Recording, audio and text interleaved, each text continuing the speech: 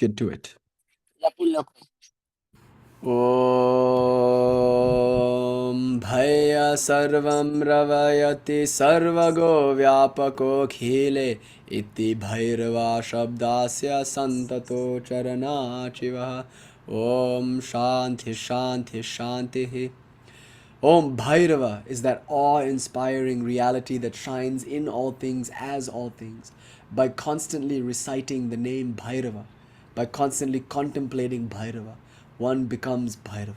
Om, may this be an offering. Peace, peace, peace.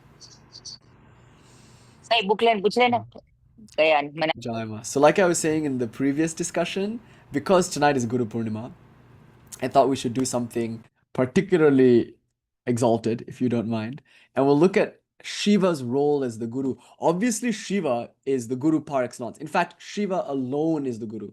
Tvameva Shambhu Sharanam Prapadye. I take refuge at thy lotus feet, you who are Shambhu. So the whole tantric tradition, like the entirety of the agamic literature, comes from the five faces of Lord Shiva. So the archetypical myth or the image that we get is of Shiva with the five faces, Panchavaktra Trinetra. He's got five faces and three eyes. And it's kind of like, as I was saying in the Sadashiva lecture, a co-opting of the Brahma imagery. So not Brahman, but Brahma, the four-headed deity who speaks the four Vedas. So you can see with the five faces of Lord Shiva, and with the four faces of Brahma, you're getting this idea that the Tantras, the Tantra Agama kind of stuff, is like the Veda. It's of equal authority as the Veda. So there are many people who would argue like, oh, the Tantras are a separate stream of spiritual transmission. They're perhaps heterodox in the way that Buddhism or Jainism may be heterodox, especially since the Tantras themselves transgress and overturn so many of the ideas that we find in the Vedas. For example, the idea of caste. So what Somananda says in the Shiva Drishti, a tantric text, is that the fire that burns in the Brahmana's house is not different in essence from the fire that burns in the cremation ground or in the Chandala's or Shudra's house. It's an interesting idea. Like the fire here is a metaphor, obviously. It refers to consciousness. And the house, again, is a metaphor which refers to the body. So the consciousness that is in the body of the Brahmana is not actually a different consciousness than is in the body of the Shudra or the Chandala. Consciousness is just consciousness. Just like fire remains essentially the same, with its equal power to burn and to illumine in the Brahmana's house as in the Shudra's house, so too does consciousness remain in its pristine reality, whether in this body or in that body. For in truth, there is only this one consciousness, and so no concept of impurity can arise. Nothing in this world is impure. And if nothing is impure, then nothing is forbidden. So Somananda will go so far as to say, issues of caste are merely matters of convention. They don't have any reality in and of themselves.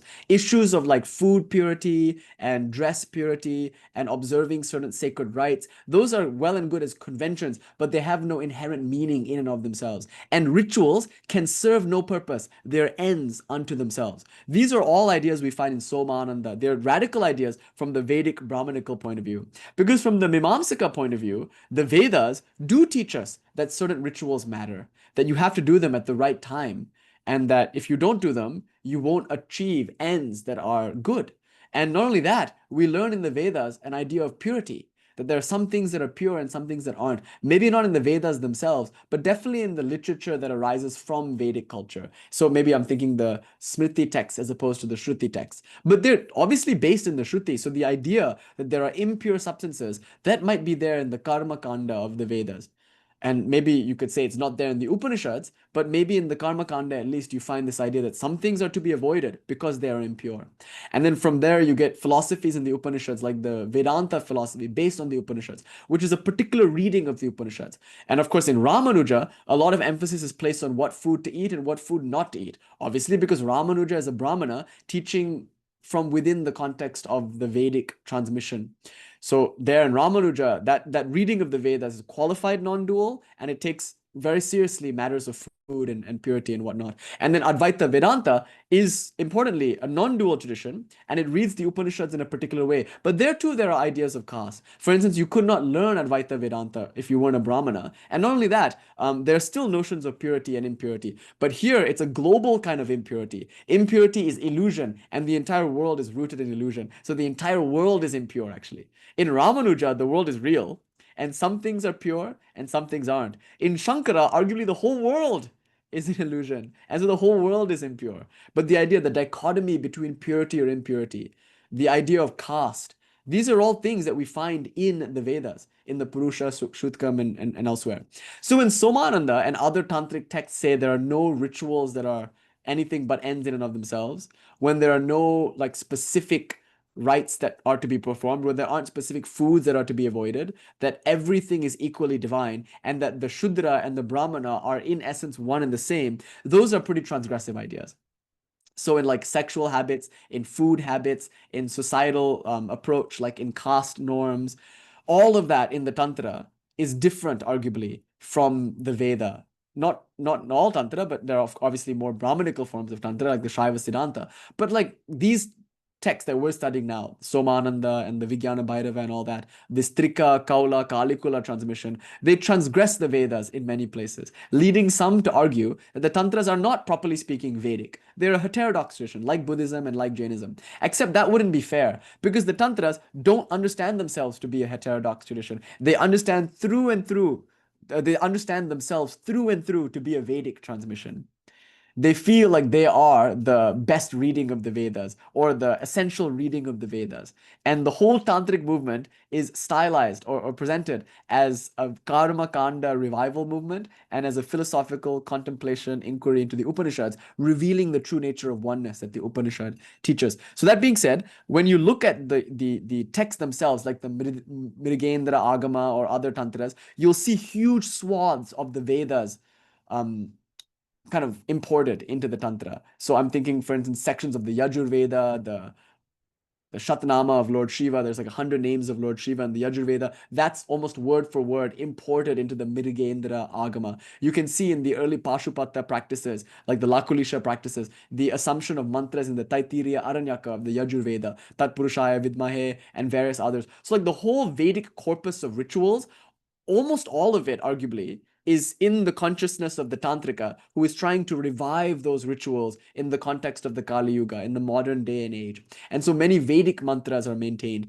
Vedic structures of sacrifice, like the Homa fire and various other practices. So the practices that the Tantras teach are not, in essence, new. They're not innovations. They are interpretations, maybe, or presentations of what was always there in the Vedas. That's why we can't really consider the Tantra a heterodox tradition, because although at times it transgresses the Vedas, it is in fact an attempt to revive the Vedas. That's why this idea of Shiva with the 5 heads is very important. So Lord Shiva has 5 heads, Brahma has 4, and with those 4 heads he reveals the Vedas. Shiva with his 5 heads reveals the Agamas. And we know that there are at least 4 streams. So corresponding maybe to the 4 heads of Brahma, we have the 4 faces of Lord Shiva that teach particular vidyas. So the northward facing head, Vama, teaches Kalikula. So Vama Deva teaches us Kalikula, and the Aghora, the southward facing head, teaches Lalita Tripura Sundari or Shri Vidya. The head facing over to the west teaches Kubjika Tantra, and the one facing east is arguably the most ancient of them, arguably the Purvamnaya, meaning the first transmission, the ancient transmission, or the eastern transmission. This is called the Trika. And it's the Trika which we find in the text like Malini Vijayo Taro Tantra and others, Trishiro Bhairava Tantra and others. And it's this that inspires texts like Somananda and Abhinavagupta's, Somananda's Shiva Drishti, Abhinavagupta's Tantra Loka. A lot of that is based in the Trika. Now, the Vijnana Bhairava is a Trika text. So like the Malini Vijayo Taro Tantra, the text that we're studying now, the Vijnana Bhairava, fits in this category of goddess worshipping, transgressive, non-dual Tantra. So when Abhinavagupta presents his Tantra Loka, Tantra Sara, when Utpala Deva presents his Ishvara Pratyabhigya Karika or his Ishvara Pratyabhigya Karika Vritti, when Somananda presents his Shiva Drishti, they all are drawing from this tradition called the Trika and another tradition called the Krama or the Kalikula. And of course, the tradition that they are teaching is sometimes called the Spanda or the Pratyabhigya school. So Spanda, Pratyabhigya, Trika, Krama, these are all various independent streams that all come together, arguably, in Somananda, Utpaladeva, Abhinavagupta, and others. But notice, they can all be traced back to the revelation of the five-faced Shiva. So Shiva alone is the guru. Shiva is the one who gives the agamas. Agamat Panchavaktrebhya. From the five faces of Lord Shiva come the agamas. So everything we're learning now is the direct revelation of Lord Shiva. So we often say Shiva Guru. He alone is the Guru. No one else can be the Guru but Shiva. For everything that every Guru teaches is nothing but what was already presented by Shiva and now represented or represented, arguably, for the benefit of the person that's standing before us. So Shiva alone is the Guru. Now, the reason he has four heads, the fifth head is a sort of like higher teaching that reconciles all four Amnayas, or you could say there's a fifth, sorry, not just a fifth, but a sixth head also. You can see there are many like Uttara Amnaya, Urdhva Amnaya, there are many different kinds of ways of understanding this. But basically, I want to say that Lord Shiva is the Guru, and there are many different streams of traditions that come from Lord Shiva. But they do have a lot of things in common. So if you were to take the Tantric tradition as a whole, ignoring some of the differences of icons, different traditions have different iconic representations of the absolute. For instance, the Shaiva Siddhanta accepts Sadashiva as the absolute reality and rejects the Malini Vijayotaro Tantra and other goddess-oriented texts like that. They don't consider the Malini Vijayotaro Tantra authoritative, the way they might consider the Raurava Agama or the Mrigendra Agama authoritative. So different tantric traditions actually have different texts which are meaningful to them.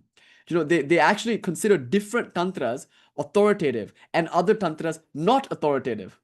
So that's what makes them maybe characteristically dualistic or characteristically non-dualistic. It just depends on what tantras they're choosing to incorporate into their system and what tantras they're choosing to comment upon.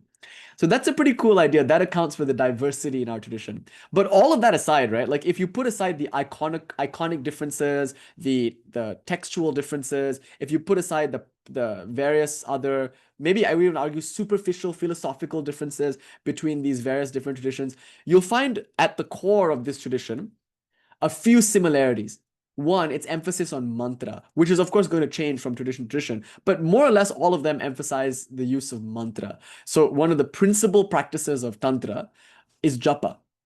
You'll see that the mantra marga, and arguably you could say in Tantra there's the Ati Marga and the Mantra Marga and different kinds of margas, different movements. And you could say, oh, the Mantra Marga is uniquely about mantras, whereas the Ati Marga isn't. That would be, I think, not a very faithful reading. Because even the Ati Margins were practicing mantras, namely those Taittiriya Aranyaka mantras I told you about earlier. So there are mantras all throughout the Tantric tradition, and mantras could be argued to be the centerpiece of the Tantric tradition. And the main use of mantras, obviously there are many uses of mantras, but is in the context of japa, the repetition. And the word japa is a Vedic word. It comes from the Homa, from the Yagya, the Vedic Yagya, where one mutters mantras under one's breath off to one side as part of the larger context of ritual. So to say a mantra softly or privately rather, more internally is what it means to do japa. And the mantra that you get from your guru is to be repeated in the context of japa.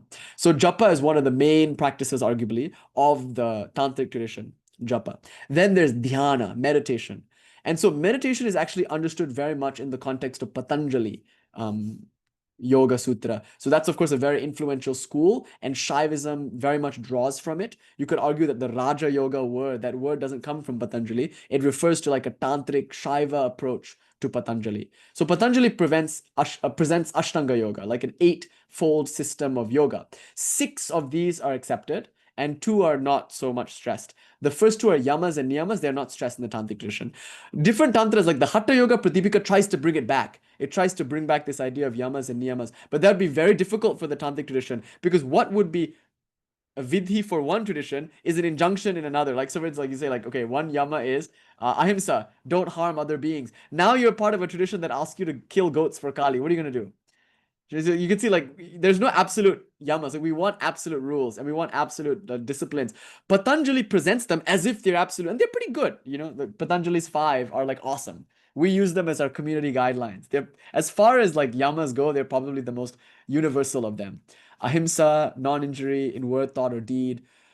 And Satya, Sri Ramakrishna really emphasized, like Sri Ramakrishna was very, very particular about this idea that one should tell the truth in all instances, almost gullibly in one sense. Like Sri Ramakrishna really valued the truth because he felt like if you couldn't even keep your word, I mean, obviously the reason you're lying is probably because there's some ego attachment somewhere, like something to gain, or you're afraid of losing something, and that is already a problem. But you could say, like, if I just tell the truth all the time, I become sensitive to truth. And through that sensitization to truth, then only truth can be revealed. So he was like obsessive about this one thing, Satya, the way the Buddhists were obsessive with ahimsa, or the Jains. Jains and Buddhists were very obsessed with ahimsa, and Sri Ramakrishna, you could say, is very obsessed with Satya. Obviously he cared a lot about ahimsa too, but Satya was the most important, arguably, to him of the various yamas. And Kuleshwari is doing very good work teaching these Patanjali yamas, which are the most universal of the yamas and the most grounding and foundational of the yamas. So they're very important. In our community, we stress them greatly. And Hatha Yoga, they're stressed also greatly because the Hatha Yoga tradition is in dialogue with the Patanjali Yoga tradition, maybe more so than some of these other classical tantric movements. Anyway, we have the yamas like ahimsa and satya, ashteya and aparigraha and brahmacharya and all these various ones. And of course, the Patanjali list is kind of interesting because it's sequenced in this way. It's like ahimsa and it's like satya, almost as if ahimsa comes before satya. And then there's like ashteya, brahmacharya and aparigraha, and like they're kind of placed in this order almost. But then these lists can change. So sometimes maitri or karuna can be included. Friendliness towards others or compassion or daya, compassion towards others, is included as a yama, like as a rule. But interestingly, the yamas are all phrased as things not to do. Don't harm others. Don't lie. Actually, satya is not really, it's like, or don't steal.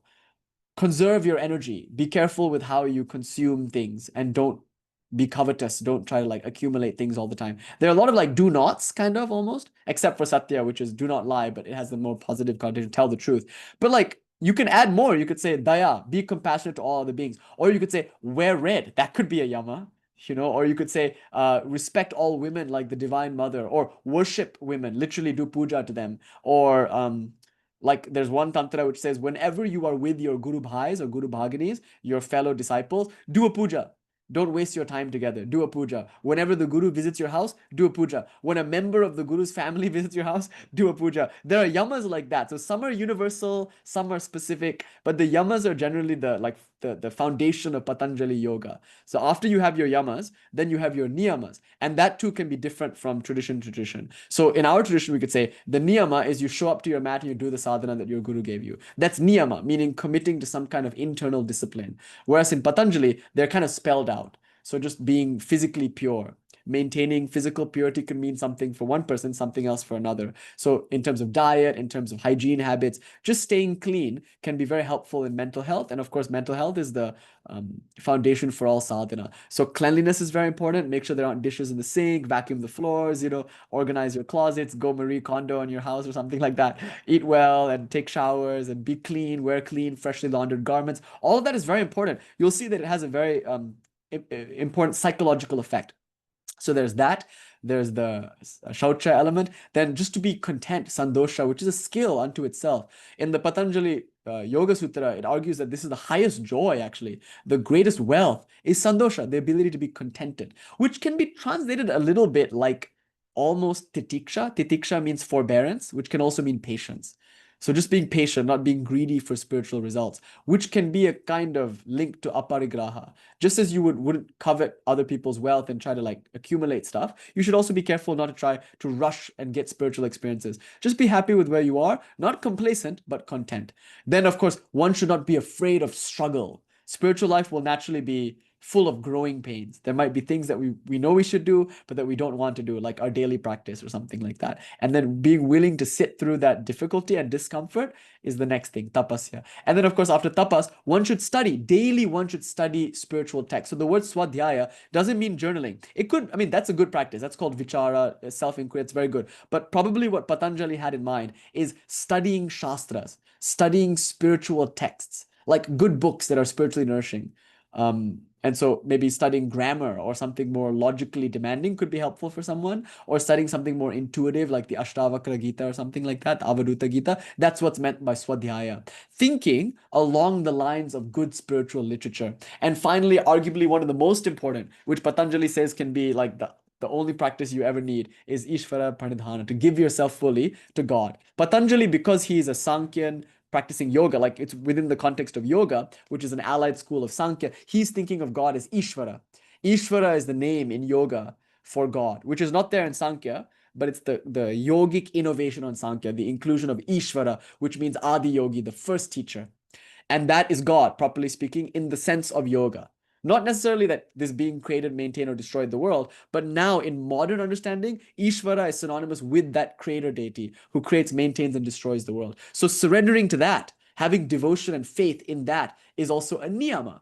So these are called yamas and niyamas. There are 10 in all in Patanjali, but you'll see Abhinavagupta doesn't use them in his understanding of dhyana meditation. Instead, the Tantric tradition has Shad Anga Yoga, where Patanjali has Ashtanga Yoga, the 8 limbs of yoga.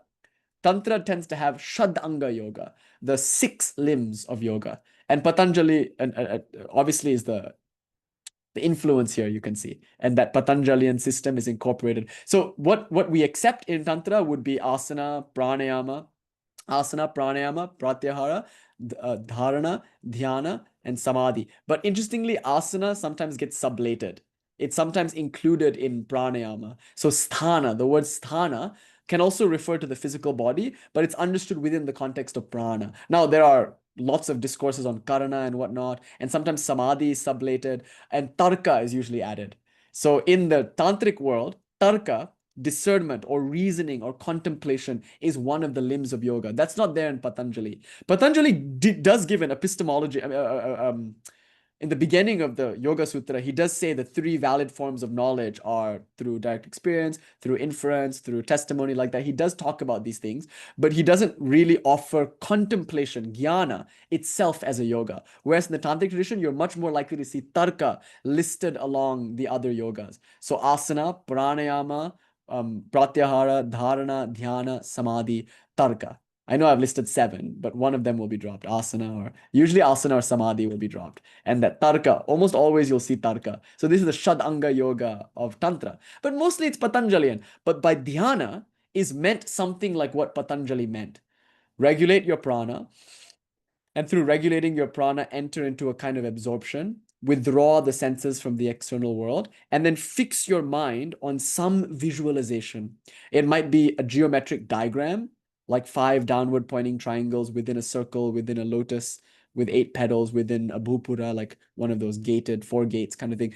It might be that, or it might be something more iconic: 4 arms, black skin, wild hair, fangs, like that. But in any case, you're meditating on a particular icon in dharana. And then through dharana, one gets dhyana, which is when one is locked in, to use the modern parlance. So what we have here is a system of dhyana in Tantra, imported arguably from Patanjali and developed within Tantra. But it's unique in Tantra because it tends to be more visually oriented. And maybe it's meditating in different places of the body. It's maybe more involved. There are like nyasas and different pranayamas. All of that gets evolved within Tantra, innovated upon. But it's basically the yogas from Patanjali and other sources like that. Okay, so you have japa, you have dhyana. And by the way, Patanjali also mentions japa as one of the practices. He says, tad japam, tad artha bhavanam. What it is to do japa is to contemplate the meaning of your mantra. So japa is there in Patanjali, but it's very much stressed in Tantra. And Patanjali is there in Tantra, but the formulation is a bit different. So we have japa, we have dhyana, then we have this thing called homa. So we know in the Vedic period, this was the centerpiece of the Vedic spiritual culture. Yagya, it's called. The sacred ceremonial fire. This might be the world's oldest extant spiritual tradition. It's still practiced today. Maybe not in the form that it was practiced back in like 5000 BC in the Vedic period, but many of those mantras are still with us now. The Vedas have been preserved orally with a remarkable degree of precision, and scholars have tested this kind of thing. So we have mantras now that existed thousands and thousands of years ago, which is remarkable. And those mantras are still used in a ceremony, not exactly like, but much like the ceremonies of our ancestors like thousands of years ago. It's a fire ceremony, the most basic form of religion in the world, arguably, is the worship of God through fire. And the Zoroastrians have a particular approach to this also, and the Vedic tradition has a different approach. But essentially, it's about fire and seeing fire as the messenger of the gods and offering things into the fire that will then be taken to the gods from the Vedic point of view. But then instead of gods, you can think of just God, Ishvara. Or instead of God, even you can think of the self. And you can see the fire as the perfect representation for the dynamism of something like God or the self. So here in Tantra, it's not called a yagya. It can be, of course, but it's often called a homa. Homa or yaga. Yaga means sacrifice or offerings. So homa or yaga refers to that particular ritual where you offer oblations into a fire. So that's another tantric practice. So we have japa, we have dhyana, we have homa or yaga. Then you could say you can add to that what else? You could say tarpana, which is another kind of yaga, like oblations of water or wine or something. And then you can add to that snanam. This is also interesting. Snanam means bath. So bath is also a very interesting spiritual practice. The Essenes really valued it. And you can see Jesus really valued it also in the way that he would baptize. Obviously, he learned that from John the Baptist, who was an Essene, but they used the water and the significance of the water as a way to create spiritual change in the aspirant. So by dunking a person under the water and proclaiming them reborn, that can have a very profound effect. So bathing is a kind of spiritual practice that in India, of course, we're very obsessive about. So going to this river and dipping here, going to that river and dipping there. This is one of those seeing religions. It's all about darshana, and it's one of those dipping religions. It's all about going to this water, going to that water. So if you like playing in the water, and so it's like, okay, here's a Sangam. Let's go to Haridwar, and there the Ganga will meet the Yamuna, and we'll go into the Triveni Sangam, and we have to take a bath there. Stuff like that, bath. Snanam, it's called. Bathing is a spiritual practice. So already we have 5 practices. Japa, which is the repetition of some mantra. We have dhyana, which is the visualization of some icon like a yantra or like a deity, usually along Patanjalian lines. We have homa, otherwise known as yaga. And then we have tarpana, and then now we have snana. Both of these involve water, offering water oblations or oblations of milk or wine or honey or something. And then this is bath. These are like 5 practices. Then you can add a 6th. And the 6th, of course, is one of the main practices. Often when we think of Tantra, this is the practice we think of first, and it's puja.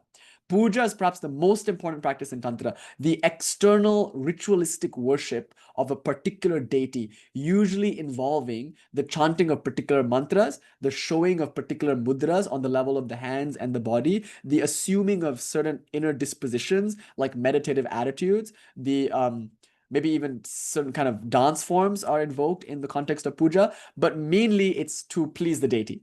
It's a kind of temple culture that is also practiced in individual households. Puja. So this is the main practice in Tantra. So when we consider the tantric transmission of Lord Shiva that comes from the 5 heads of Lord Shiva, the icons might be different. One person might be meditating on Lalita Tripura Sundari, another person might be meditating on Kali, and yet a third might be meditating on Sadashiva. But they're probably all doing some form of japa, using some kind of mantra that their guru gave them. They're probably all of them doing some kind of dhyana, some kind of meditation on that particular icon, which is unique to their tradition. They're definitely all of them doing some kind of puja or some kind of snana. Although there are minor differences between how they would do puja, that they do puja is pretty consistent. So this is kind of cool to just think about the transmission of Lord Shiva, who is the guru, and to think about the essential practices that have been handed down throughout the lineage to us. So this is what we inherit. We inherit these spiritual tools. Now tonight, for the occasion of Guru Purnima, I want to read you the end of the Vijnana Bhairava Tantra. It's like so beautiful because all of these practices are going to be reinterpreted. But I want to do something extra because I've actually already done this before. 2 Shivaratris ago, I think. 2023 Shivaratri, I did exactly this. And I think it was published as a video called Shiva's Highest Teaching or Shiva's Secret Teaching or some clickbaity thing like that. But we did exactly this. We just looked at the last few verses. We looked at the first few verses and the last few verses. But today I want to do something different, something special. Not only am I going to read you the last few verses, but also I want to look at some parallel verses in the sorry, not Spanda, my bad, the Somananda Shiva Drishti, to show you not only the influence the Vijnana Bhairava had on the Shiva Drishti, but to show you just like how beautiful this approach to spiritual life can be. It's there in the Vijnana Bhairava, which is kind of the first time, arguably, it's presented. And then you see it developed more in Somananda, albeit with a few differences. So here I have to acknowledge I'm very indebted to the work of the scholar John Nemec, because he was maybe the first one who pointed to these parallel passages. And when I saw them, I was like, oh, duh. I mean, like it's obvious that Somananda is very much in that Vijnana Bhairava Tantra mode, but it was this scholar who particularly pointed the various passages together. So I'm going to be citing the scholar John Nemec a little bit today to show you like just how these passages line up with one another. And so for the most part, I'm going to be using not my own translations tonight because we only just landed.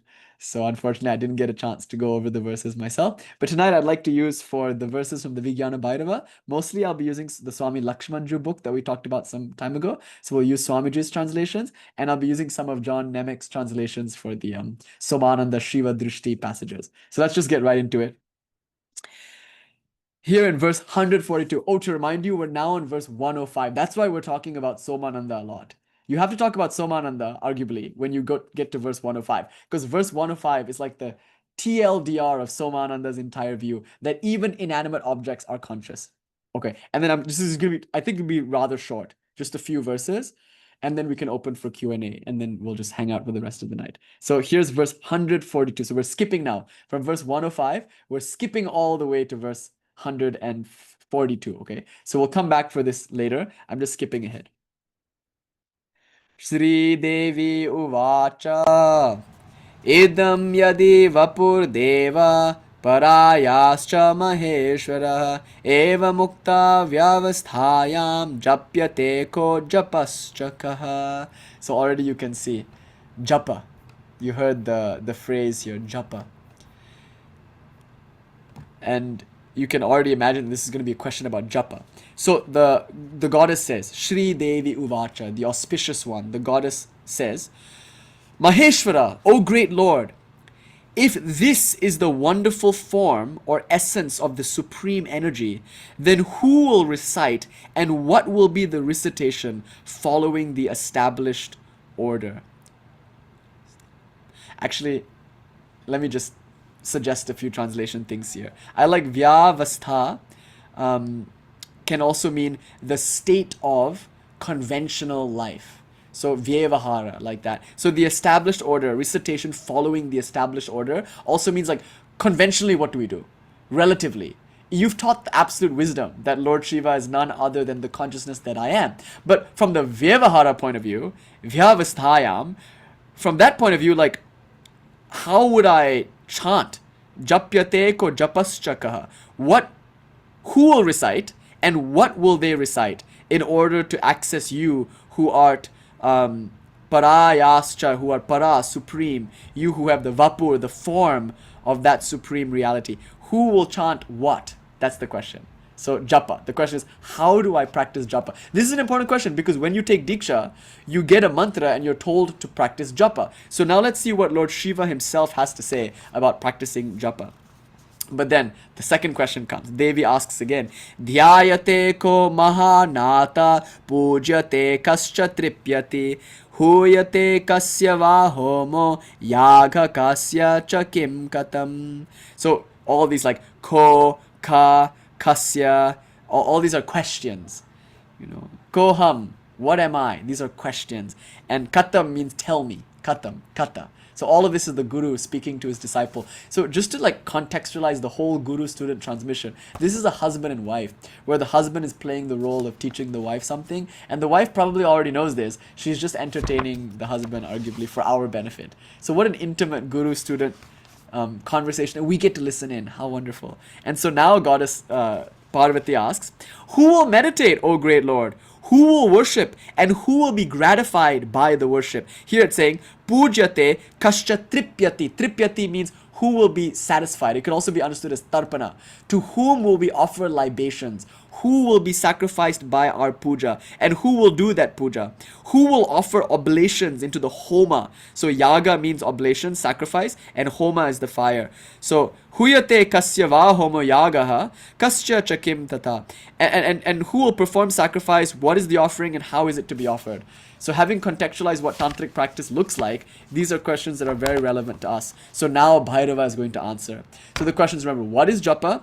What is dhyana? Who will meditate? What is puja? What is tarpana? What is homa? What is yaga? Explain to me the meaning of all of these practices. Now, Shiva.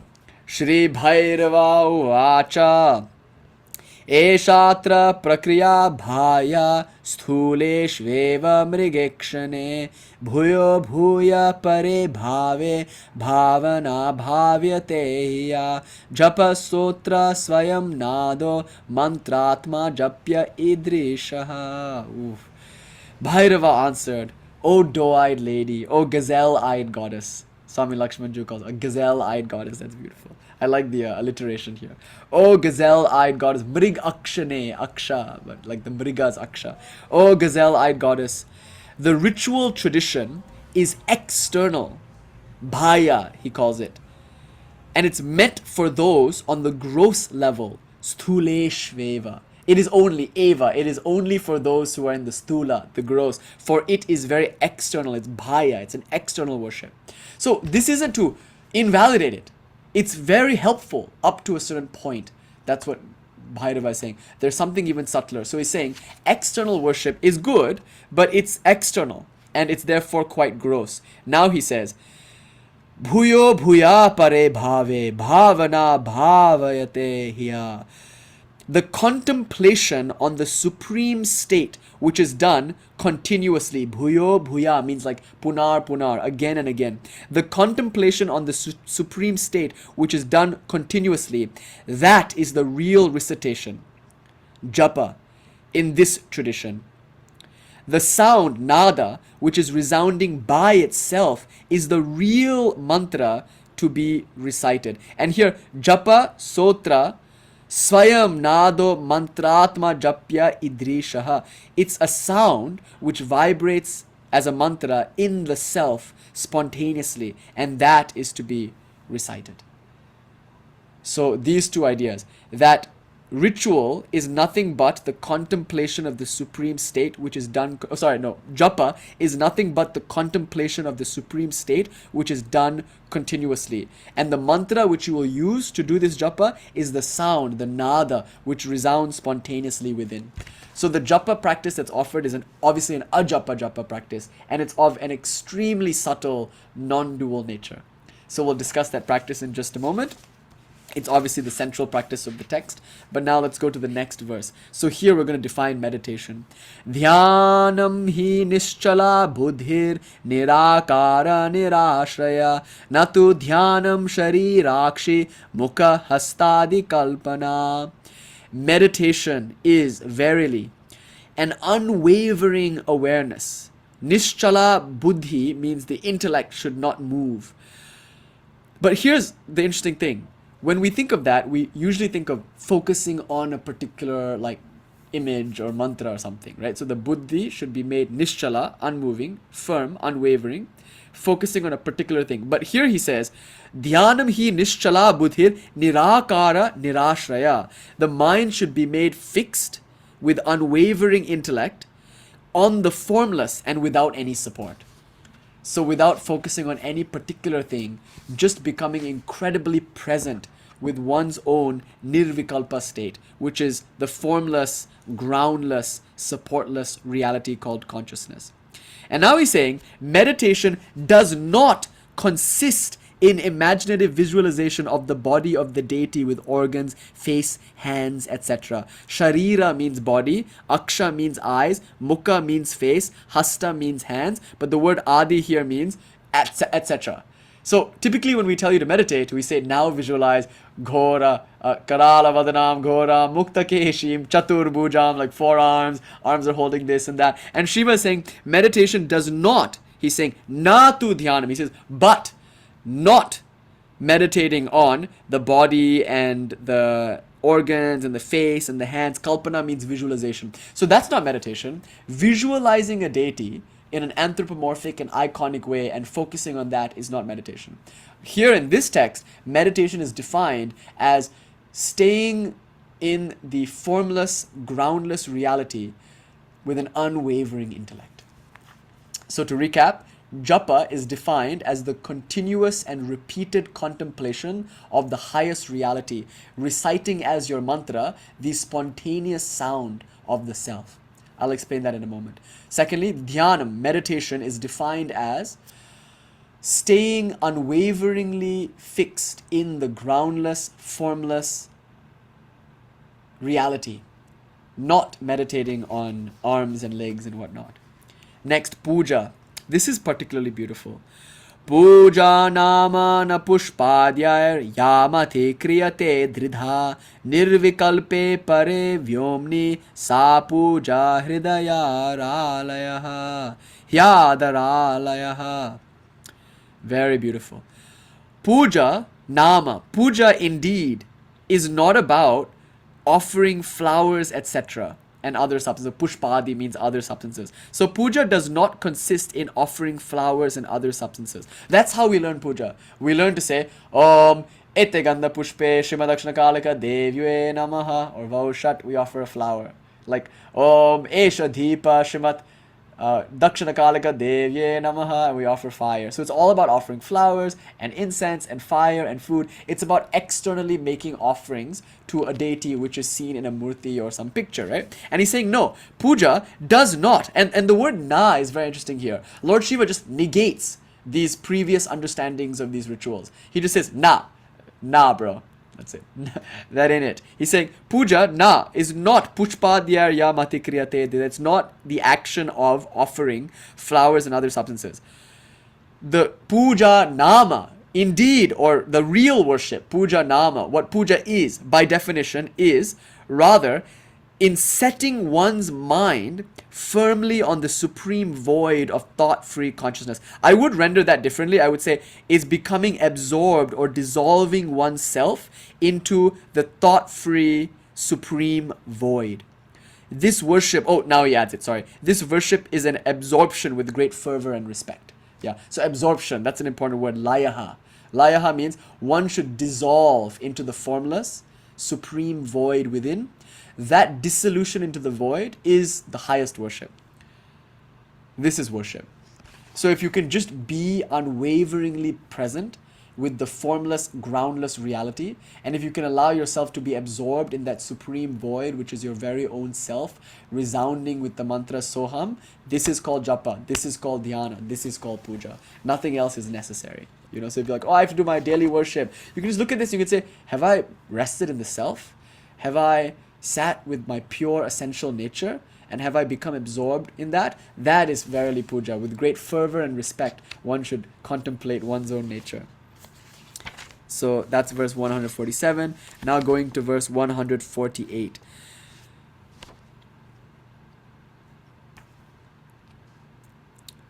Atraikatama yuktiste yatpod yeta dinadinam bharitakarata satra triptir atyanta purnata. And of course, when we think about puja, we're thinking about how to satisfy that goddess. Tripti, how can she be pleased with my puja? And I'm also thinking about how can I be spiritually nourished? It's a two-way thing. I please her because it pleases me, and it pleases me because it pleases her. That age-old Socratic discussion.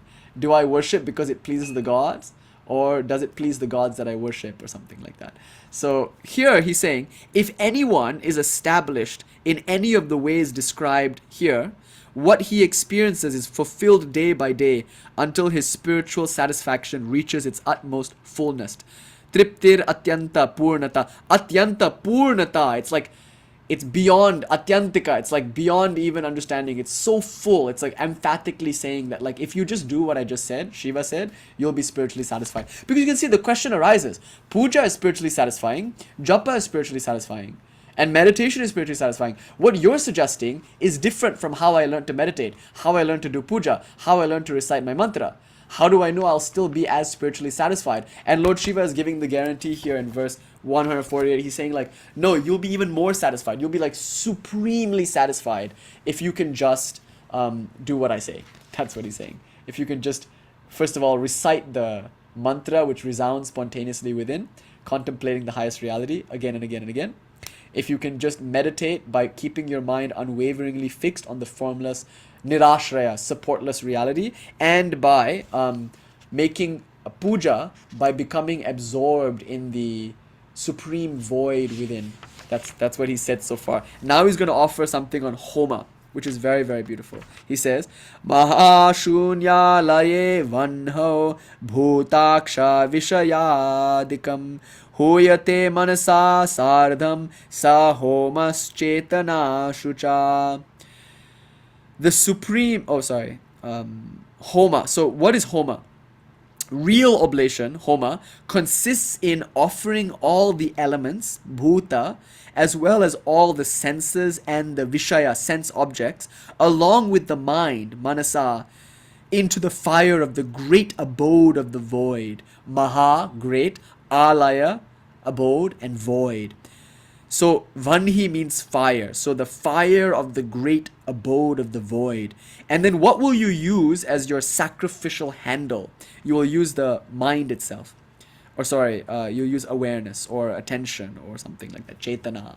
So this is something very familiar to you. Before you eat, you probably know how to chant Brahmarpanam, Brahmahavir, Brahmagno, Brahmanahutam. It's the same idea expressed in the Bhagavad Gita. Brahman is the offering. Brahman is the one who offers to the fire that is Brahman.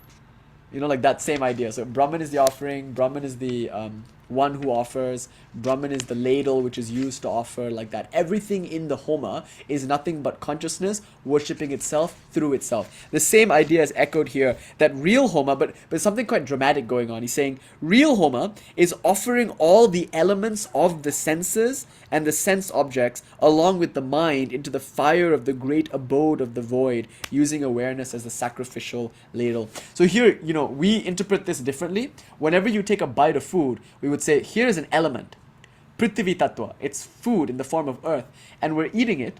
And now imagine your stomach fire, your Jataragni, your digestive fire is a Homa. And then every time you eat something, with every bite of food, with every slurp of water, inwardly you say your mantra and say Swaha as if you offered it into the fire. Like that. That's inspired by this practice of eating and doing Homa. Now, what if you could do that with every thought, with every smell, with every sight? Just every time you have any cognitive experience whatsoever, which is the whole gamut of your experiencing from day to day, you can say Swaha and let it go into the fire. That's the real offering. And Swami Vivekananda used to do something like this. When he would get agitated, sometimes he would just say Shiva Shiva and it would be gone, as if he burnt it up in some internal fire. So this idea of actually processing all the things that happen to us by inwardly mentally conceiving of it as a Homa. What a beautiful idea. This practice, I think, has huge psychological implications. For instance, today, never mind, we don't need anecdotes. But the point is that you can very quickly finish with stuff when you offer it into the fire and say Swaha, like that. Okay, so that's real oblation. Now, on yaga. And yaga has a very interesting connotation, because in this tradition, yaga means the sexual ritual. Kula yaga, it's called. So yaga means any kind of sacrifice, some kind of offering. So here yaga is defined differently though. Yagotra parameshani tushtir ananda lakshana shapanat sarva papanam tranat sarvasya parvati rudra shakti samavesha tat kshetram bhavana para anyata tasya tatvasya ka puja kascha tripyate. So that warrants an entire 2-hour discussion in private. Obviously that's a very we shouldn't be in a public setting. Public classes, you can't teach this stuff. This is Kaula Yaga stuff. And of course he's offering chapter 29 stuff that Abhinava Gupta would explain in chapter 29. So this is the exoteric explanation. O supreme goddess, real sacrifice, yaga, consists here in satisfaction full of bliss. O Parvati, the sacred place of pilgrimage. So the consist of here in satisfaction full of bliss. Obviously what Shiva might have in mind here is the sacred union of Shiva and Shakti. That you can go back to Vijnana Bhairava verse 69, verse 70, verse 71. Those were all about alchemizing sexual experiences, not just actual sexual experiences that you're having in real time, but also remembered sexual experiences. That's a very interesting verse too. Just by simply remembering or reminiscing on a past sexual experience, the joy and excitation of that can be leveraged for spiritual nourishment. So that's a practice that the Vijnana Bhairava has already offered much early on, and it's being brought back here in this idea of yaga, is full satisfaction. So therefore, if you eat chocolate cake, if you listen to beautiful music, if you watch a nice movie, all of that can be included too. Anytime you are fully satisfied, when you feel full, that's the yaga. So you can even argue that your greatest offering to Devi is just be happy, to be joyful, to do things that make you happy and that nourish you, to laugh at jokes. That's one of the practices also, like laughing at practical jokes like jugglery or something like that. And then the idea of Kshetra. The sacred place of pilgrimage consists in supreme contemplation, para bhavana, and the absorption into Shakti of Rudra, by which all sins are removed and all beings are saved. Okay, the coded language here is talking about the yoni and about the sacred site of pilgrimage being the yoni. So that's why there's this idea of like Rudra Shakti Samavesha. This means penetration. Avesha means penetration, and he's saying penetration of Shakti by Rudra. That's what the undertone of this verse is saying. It's like the yoni is the kshetra, and that's why this very important like stuff on sin. It's like all papas are removed, all sins are removed when one is able to enjoy the full bliss of uniting with one's Shakti in sexual union. And this is called the para bhavana. Now, this is of course one of the most abused ideas in Tantra, because it's like very hard to understand, and it's very hard to like enact in a consensual way without all these various structures of power getting in the way. It's something that obviously many people have abused and used for their own ends without properly even understanding what's being said here. And so Abhinavagupta offers chapter 29 not just to anybody, but to only the most qualified of aspirants established in the highest self-control, in the highest yoga, who truly have the understanding of Advaita. So that's why it's not easy, because you have to be Shiva and your partner has to be Shakti. And so that's why it's defined as Rudra Shakti Samavesha. This is the Kaula Yaga. How can there be any other worship and fulfillment in relation to this non-dual reality? So we don't need to get into that right now. This is obviously not the class for it, but just know verse 150 and 151 are describing yaga in an extremely transgressive way, in a very kaula way that obviously would be shocking to anybody reading this text from a Brahmanical point of view. Okay, now this is snanam. This is interesting. So here's the bath. Swatantrananda chinmatra saraha swatmahi sarvatah aveshanam tatsvarupe swatmana snanam iritam. The real sacred bath, snana, is called absorption into the essential nature of one's own self. This self is the universal essence of freedom, bliss, and consciousness. And this is one of my favorite lines in Somananda. He says, Shivosmiti mahahlado, manaslado is the jalasna. Jalasnanam param mataha, I think. He says, manohlado. Yes, there it is. I remember. He says, Shivosmiti manohlado jalasnanam param mataha. The supreme bath is simply saying, I am Shiva with a mind full of delight. Manohlado, a mind made full of joy. If you can say, I am Shiva, that's the bath. You're instantly purified the moment you can think I am Shiva with a mind full of joy. What a beautiful idea. Shivosmiti manohlado. I am Shiva, but the mind is full of joy. Manohlado. That indeed is the water bath. Jalasnanam. Param, the supreme water bath. Mataha. So here it's saying, real sacred bath is called absorption into the essential nature of one's own self. It's the exact same idea. But this self is free, swatantra, it's blissful, ananda, it's consciousness alone, chinmatra, and it's essential to your very own being. So becoming, actually the word here is not just absorption. Hey, Bhairavi Nikila is there, Jaima, in the center of the mandala, in the center of the flower, Jaima. The word avesha doesn't just mean absorption. Laya would mean absorption. Avesha means something like penetration. So it means something like possession. So to become possessed by the freedom and bliss of your essential nature as consciousness alone, that is verily called a bath. And this reality, by the way, is everywhere. Yeah, so anyway. And then the offering, this is coming back to puja, like what do we offer in puja? Lord Shiva says, Yaireva pujate dravyais tarpyate vapara yaschaiva pujaka sarva sa evaika kva pujanam. The offering with which worship is performed is the transcendent immanent para para who is worshipped with these offerings, and the worshipper himself, they are all one. What then is worship, Pujana? So this final claim in 153 is talking about dravya. Dravya means substance. What will we use? Will we use wine? Will we use milk? Will we use water? And if so, what kind of water? Ganga Jal or what? Like, these are all very important questions. If we're going to do a homa, what kind of wood should we use? For bagala, maybe we need some kind of turmeric mala or something, turmeric root mala or something. These are all very important questions. The magical connotations of substances cannot be overstated in this tradition. So now he's saying, forget all of that. The dravya, the substances, are none other than the worshipper. They're one in the same substance. And the act of worshipping is also one with the worshipper and the substances used. So he's using the terms para, and apara here, meaning the transcendent. Here is defined actually as the one who is being worshipped, but here it's being defined as the worshipper. The worshipper is the transcendent, the act of worshipping is the transcendent immanent, and the objects are the immanent.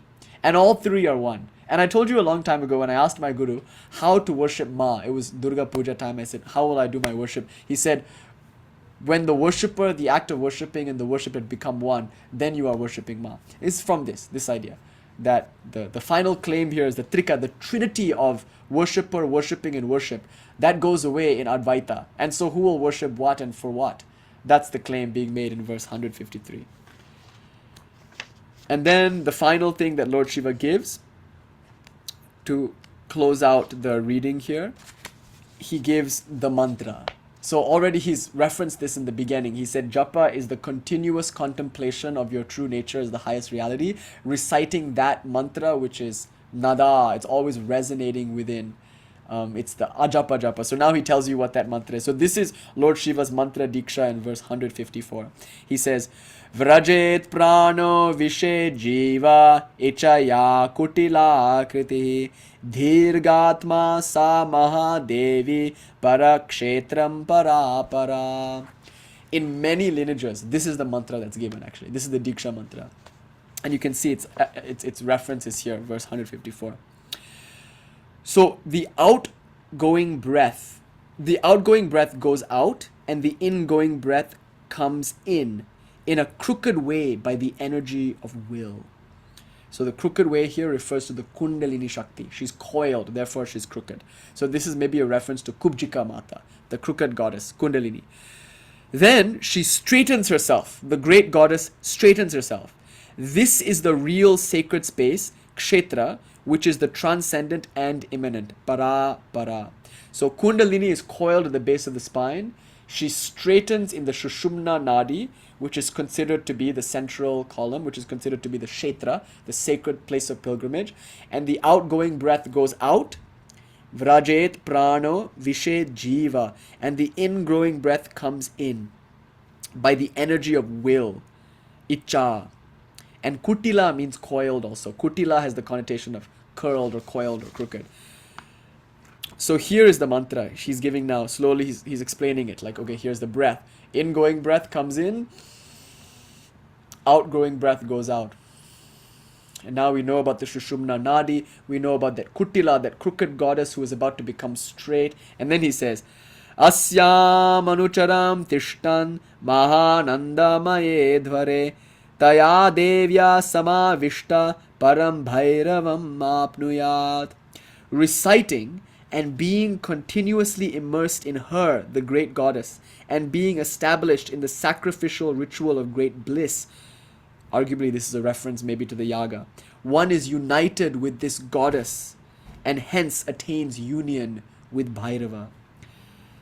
So another clue. You have to be reciting and continuously immersed in the goddess. We already have a link between the breath and the goddess in the previous verse, and now recitation is offered. So here comes the mantra. So we know the goddess is Kundalini Shakti within the Shushumna Nadi. We know that breath is linked to the Shushumna Nadi, and now we know the mantra is linked to the breath. So Lord Shiva finally presents the mantra in verse 155.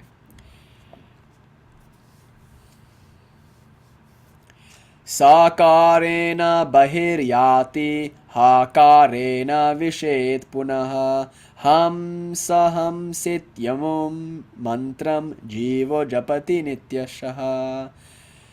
By the sound sa, the breath moves out. Sa karena bahir yati. So when the breath moves out, remember the outgoing breath moves out.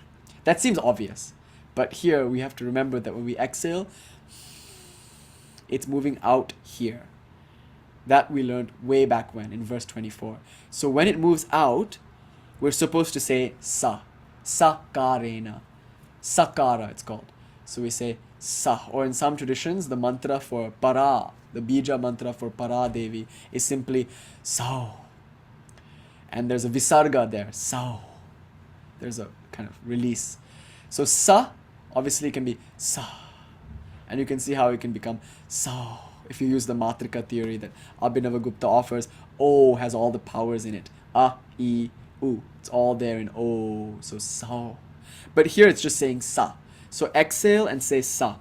Then, again, when you inhale, you say ha. By the sound ha, the breath enters again. Ha kara.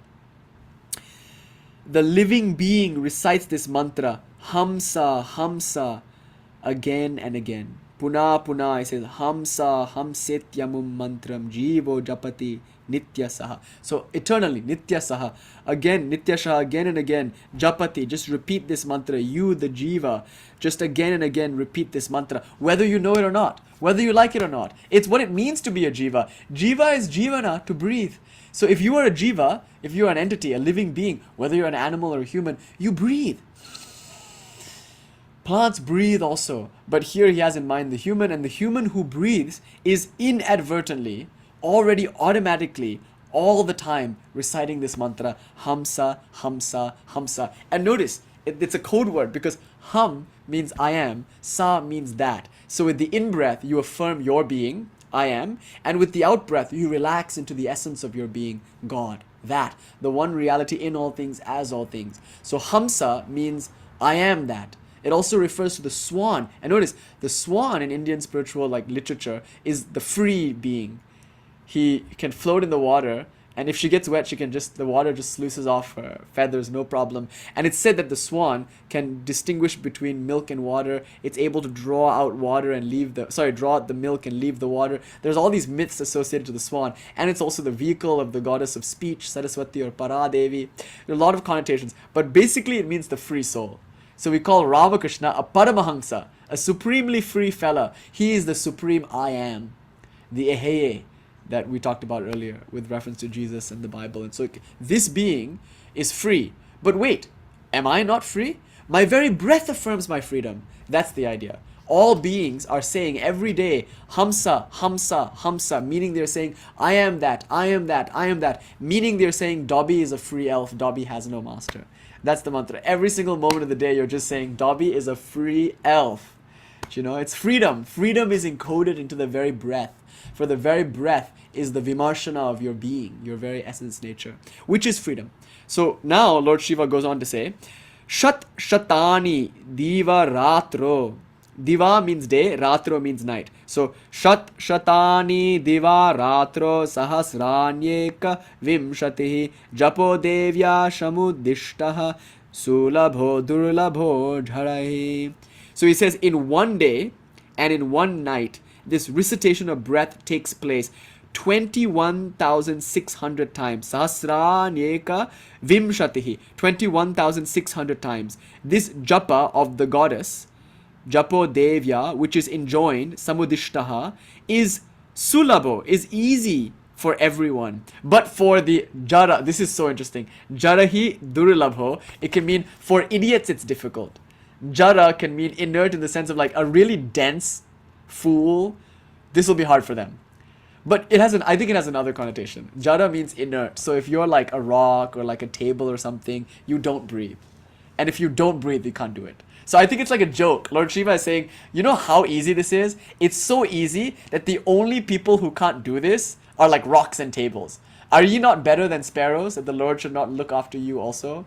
Are you not better than the lavender, who is clad in even finer raiment than King Solomon?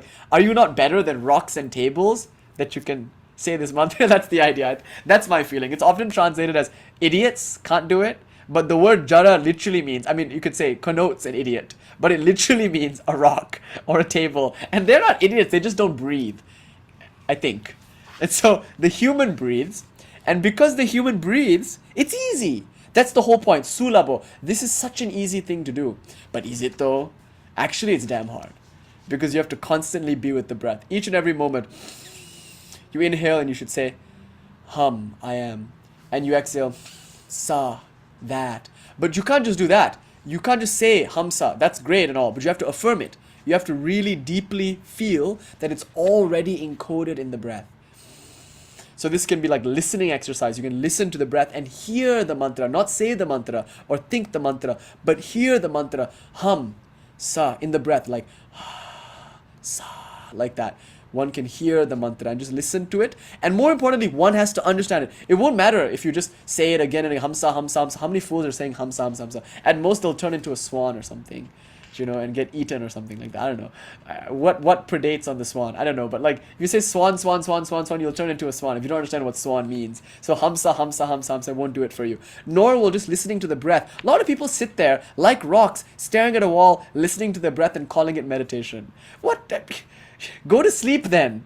Deep sleep will, if you want a break from the chaos of your mind, drink some wine or go to sleep. Stop paying thousands of dollars to sit there like a rock, staring at a wall, breathing and focusing on your breath and calling it meditation. Okay, listen, how many people are doing this right now? And how many of them are still grade A assholes? In fact, they're assholes about their meditation practice. Oh, I meditate. I meditate twice a day, I went to Vipassana retreat. Did you? You didn't go to Vipassana retreat, you're lame. You don't know anything. I meditate, and they're assholes. Doesn't do anything for us. Just sitting, I mean, it does something, obviously. Like, it calms us down a little bit, there are health benefits, etc. But like, does it really spiritually nourish us? Not by much. And that's why so many people all over the world are practicing meditation. But why does 1 year have 16 months for them, Sri Ramakrishna might say, or something like that? Because we don't understand what we're doing. It's not about just breathing. It's not about just saying the mantra. Here, it's about internalizing the idea of the mantra. And so going back to Patanjali, tad japam tad artha bhavanam. What it means to chant the mantra is to contemplate the identity of the mantra, the meaning of the mantra. So when we say hamsa, or when we hear hamsa, we think hamsa, we should remember, I am free. That is japa actually. Remember, Lord Shiva is defining japa not as a recitation of the mantra, but as repeated contemplation of your true essence nature as the highest reality, which is mediated by the use of the paraspanda, the mantra, the nada that just resonates by itself. So here the mantra is given, ha, sa. Sa on the out breath, ha on the in breath, forming the mantra hamsa. This mantra automatically resounds 21,600 times every day and night. In 1 day and night, sorry. So that's the number that Lord Shiva gives. And now he finishes. He says, and I'll just read you the English for the rest of this. O goddess, I have explained this excellent, supreme, immortal nectar to you. Never disclose this secret to anyone who is a disciple of another tradition. Oh no. What about that? Well, we're all good here. You guys are all in this tradition, so we're fine. But why wouldn't you want to reveal it to a person of another tradition? I think you can think of this in a non-sectarian way. When I wanted my Ramakrishna mantra, Gurudeva absolutely refused me for many, many weeks. He's not the kind of person to refuse anybody. Anybody who asks him, he gives. He's like that kind of guru, Immediately. If you ask him today, he's very likely to give you mantra diksha tomorrow. He's like that, very, very loving and accepting of all. His guru was not. Swami Shankarananda, it was almost like he was notorious for never giving diksha, impossible to get diksha from him. Some people had to wait 6 years to get diksha from Swami Shankarananda. Not so with my guru. He's very quick with giving diksha to anyone and everyone. But with me, he kind of was hesitant to, because I'd already been initiated, you see. So I think it's like that. It's like, if somebody already is doing something, why fuck their shit up with something new? Turns out it wasn't something new, but still, that's the concern. It's like, why go and interrupt someone else's practice? So the way I interpreted this last time we did this whole thing was I offered this explanation, it's just impolite to offer this mantra to someone in a different tradition, because that would be preaching, that would be evangelical, and Lord Shiva is saying, don't do that. Just because you have this understanding doesn't mean you should inflict it upon others. So he's saying, don't give this mantra to people who are not in this tradition, because they might not have the same understanding as you. And this is pretty violent. the idea that, oh, don't do puja, don't chant your mantra, don't take baths here. He's not saying don't do those things, but he is kind of negating them and in their place offering higher versions of the same practices. That might not be taken kindly by someone who is in a different spiritual disposition. So don't do that. I have to tell you, I was in New York recently, so I was with the ISKCON people in the park. So I just went to a kirtan and we were all singing and dancing in the kirtan. It was great. 3 hours, we had a nice kirtan. But at the end of the kirtan, I was a bit of a menace, unfortunately. Somebody said the word Bali. I think they meant to say the word Bhakti, but instead they said the word Bali. Now, one thing should be noted. Viranatha is there and he has a very conspicuous red tilak. I'm there dressed in all red and black, and I too have a very conspicuous red tilak. So it's obvious what sampradaya we're in, you know. And the Gaudiya Vaishnavas have a bit of tension with the Shaktas because they're too close to, you know, they're all Bengalis like that. So we were there. So the senior monks knew. You know, the younger fellas, they have no idea about this sampradaya or that. Like, one woman even asked me, she's like, are you part of some spiritual thing? It was very sweet. But anyway, most of them was like, but the senior monks there, they understood our sampradaya, and sometimes it can be a little tense. But anyway, we all had a great time. We sang and we danced. It was so wonderful. And then somebody said the word Bali. And then I was a rascal. I was like, did somebody say Bali? And they got kind of triggered. And then one guy was like, no, it doesn't mean that. It means devotion to God. You know, like, he got kind of worked up about it. And I'm like, look, there are different traditions with different approaches. And so why should I do that? Why should I, like, it was funny. I just for a joke. But it really triggered that guy, you know, the idea that, like, that's there also in this world of spirituality. So, like, maybe that's what Lord Shiva is saying. It's like, look, stay in your cremation ground. Stay in your lane. Don't, oh, and I was with a great Baal, actually, in, Tarapita.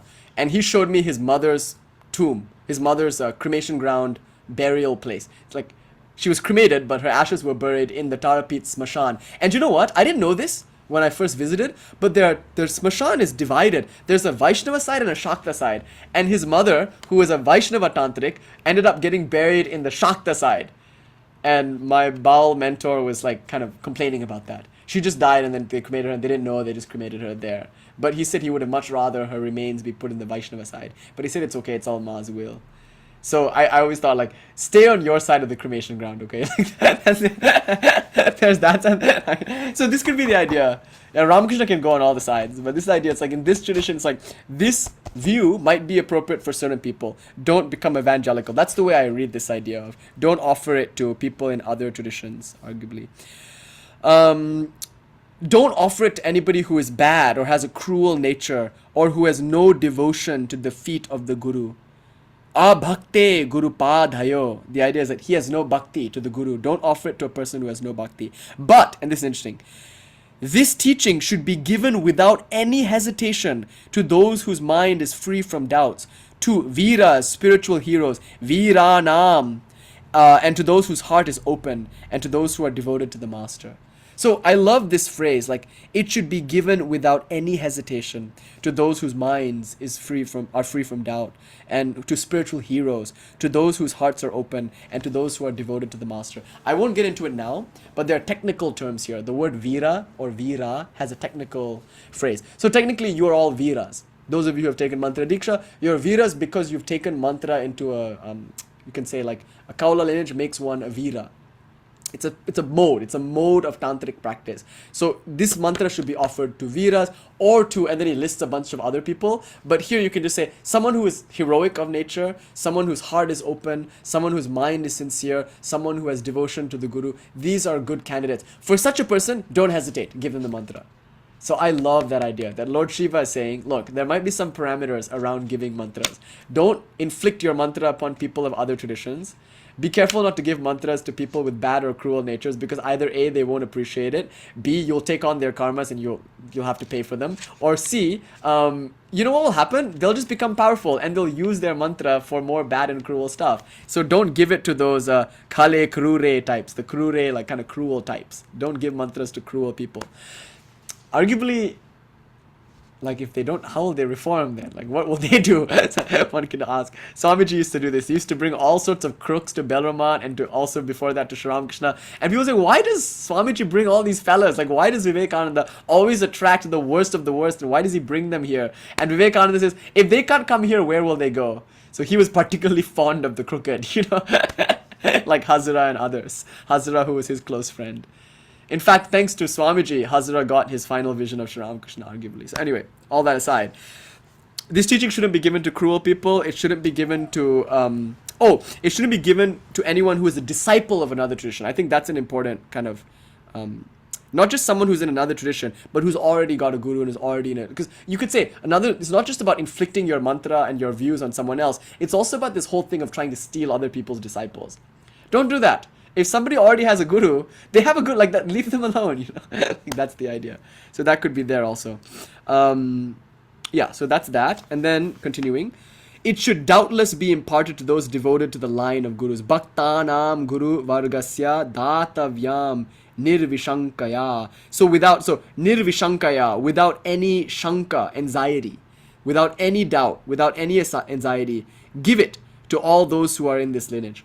It should be given to the line of gurus, spiritual teachers. So arguably you could say spiritual teachers are given this so they can give it to their disciples. And there should be no hesitation about giving this mantra to these people whose minds are pure, etc. O gazelle-eyed goddess Mrigakshane, one should take hold of this teaching and then renouncing everything, one's village, kingdom, one's city and country, one's son and daughter and family, O goddess. These are all impermanent, but this alone is the permanent treasure. And this shocks some people because the tantric text, which talks about like using sex and good food and music as spiritual practices. But then here you get this stunning, like almost Advaita Vedanta claim that you should just like leave everything behind and practice this. That's one thing. There's a tension in the Vijnana Bhairava. It presents a kind of void orientation, a transcendentalist language, and often you find emphasis on renunciation peppered throughout the text. Weirdly enough, paradoxically, alongside things that emphasize engagement. I'm going to close with a bit of Somananda. You'll see Somananda is all about engagement. He's a pure Kaula. He avoids this kind of like give everything up kind of stuff. But it's there. It's part of our tantric heritage too. So the advice is, now that you have it, you have the key, stay with it. Now, I would interpret this along Ramakrishna lines, like by renouncing everything, basically means you don't have to leave your kingdom, your city, or your country. You don't have to leave your son, your daughter, or your family. You merely have to recognize that they all belong to God. Live in the rich man's house like a maidservant. That's Ramakrishna's attitude. So you can stay with all these things, but remember that they are impermanent, and this alone is the permanent treasure. This teaching alone is worth everything. And then finally, Lord Shiva says, one may even give up one's life, but one should not give up the supreme nectar of immortality. So that's the value of the teaching. What we've been given, what Shiva gave us in verse 155, it's worth more than a kingdom, than our family. It's worth more than this one body and this very life, for it is synonymous with the supreme nectar of immortality. And that's what the Tantra says. So if we have faith in the Tantra, if we have faith in what Lord Shiva says, then we can say this mantra is enough. It's worth giving everything up for. And the close of the text, the goddess says, Shri Devi Uvacha Deva Deva Mahadeva Paritriptasmi Shankara. O God of gods, O great God, O Shankara, I am fully satisfied. Rudrayamala Tantrasya Sharam Adyavadharitam Sarva Shakti Prabhedanam Hridayam Gyatam Adyacha. Today I have understood the essence of the Rudrayamala Tantra and the heart of all the various energies. Ityukva Nandita Devi Kante Lagna Shivasyatu. Having said this, the goddess full of bliss embraced Shiva. By embrace, they meant they fucked. So that's the idea. It's like all foreplay, and in the end they unite, which is theologically important. So the idea is that there's no distinction now between the conscious being and the world. Conscious being is Shiva, the world is Shakti. The two of them feel separate. There's a kind of sexual tension between them. The whole Tantra is a dialogue between being and becoming. And then finally there's Advaita. So the metaphysical significance of the goddesses jumping into Lord Shiva's lap and like making love to him in that Yamala kind of metaphor is this Advaita. So you know you've completed arguably the sadhana when you've attained the Yamala, which can be attained through also Yamala, as the text provides, along with other things. So now we have the mantra. So Lord Shiva has given the mantra in verse 155. Notice this is a repeating motif throughout the text. Verse 24, various verses throughout this text advocate the use of the breath along with the sa and the ha kara. So exhale sa, inhale ha. That Hamsa mantra is the bija mantra of this text. The form which you should focus on while you chant this mantra is the formless, groundless reality. And puja, the worship of this form, is nothing but becoming absorbed in that void. The homa is offering every thought, every emotion, every bite of food, every kind of sensation to that fire. And the yaga is any bliss whatsoever. All of that is an offering to the goddess.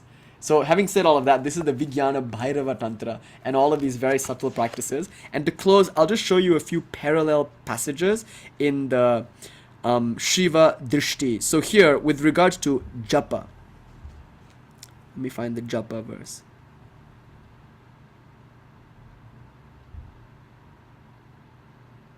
Okay, so Somananda says, Atta eva Shiva sarvam iti yoga tachetasi santatam shakti santana prasarena sadaiva me aniruddho japostyeva sarvavasta su aso japaha. So here he's defining japa as ceaseless awareness of one's identity with Shiva, which exists in every state of existence. One who always practices this on every occasion and with whatever form one encounters becomes omnipresent, and the highest japa is constituted by the repeated awareness, I am Shiva. So this is Nemek's translation of Shiva Drishti, book 7, verses 84 through to 87. So japa is here defined as ceaseless awareness of one's identity with Shiva, which exists in every state of existence. One who practices this on every occasion, with whatever form one encounters, becomes omnipresent, and the highest japa is nothing but the repeated awareness, I am Shiva. Abhyasa, he says, abhyasa means again and again, right? Like practicing over and over and over. It's nothing but this.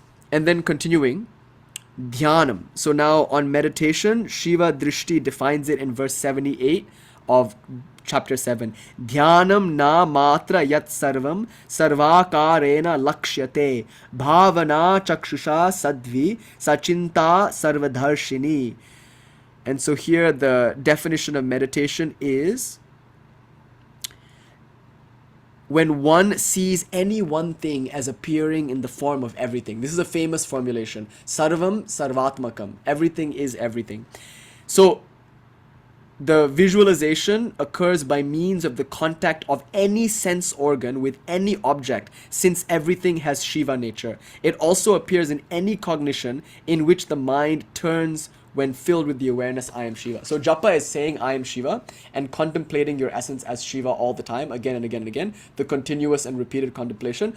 Dhyana is literally anytime your senses come into contact with any sense object, affirming that sense object as Shiva and recognizing that it is all pervasive in all things. That's dhyanam. So what a unique way of meditating. Just recognizing the world as God is meditating on God, because you're always seeing God and always contemplating God. And then puja is defined as follows. All the various components of the act of worship, the agent who worships and the object that is worshipped, and the act of worship is considered to be Shiva himself. That is parallel to the Vijnana Bhairava. And then homa is defined by Somananda in verse 789 as knowledge that one is Shiva and is fully satisfied. So it's very similar to the yaga idea. When you know that you are Shiva, you should be fully satisfied. So the knowledge that I am Shiva, which brings with it mano hlado, a mind full of delight, that is homa. So homa is yourself to be satisfied. And then I love the ritual bath idea. So the ritual bath, again, is just repeating or contemplating the fact that you are Shiva. That's the highest water bath. So these are just some parallel practices. You'll find them all in book 7 of Shiva Drishti, and like in verses 78, 79, 80, like that. 76 actually, 76 all the way to 80. You get this kind of section in the text that mirrors almost one for one the Vijnana Bhairava Tantra stuff, except with one difference, as Nemek rightly points out, and it's this. Somananda seems to have a bit more of a world orientation. He's almost always interested in like senses and the sense organs coming into contact with sense objects and discovering Shiva there. Whereas the Vijnana Bhairava Tantra sometimes has a more quietistic inward orientation where it's more about like recognizing the void within.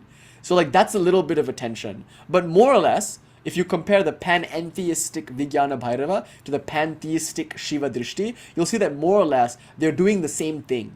They're redefining all the various practices that are common to all the various tantric transmissions of Lord Shiva. So hopefully today on this auspicious Guru Purnima, we can explain the inner kind of interiorized, essentialized versions of the practices that we're also familiar with that we've received in the lineage. And one last thing, this is the first thing that M hears from Ramakrishna.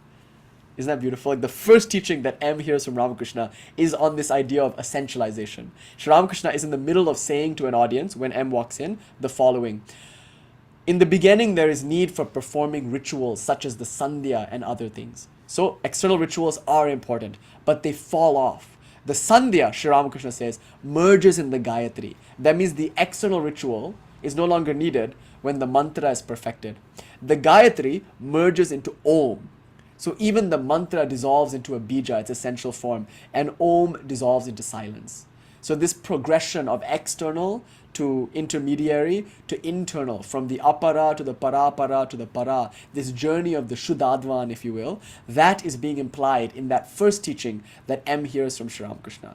And thanks to that teaching, we have the Gospel of Sri Ramakrishna. Thanks to that moment when M walked in and saw his Guru for the first time. And thanks to that Guru, we can be here at all. So may this be an offering at the lotus feet of Sri Ramakrishna, who is the embodiment of the five-faced Shiva, from whom the agamas, the direct revelation of God, is unceasingly being given to all those who yearn for it. Om Shanti Shanti Shanti Harihi Om Tat Sat Shri Ramakrishna Arpanam Astu.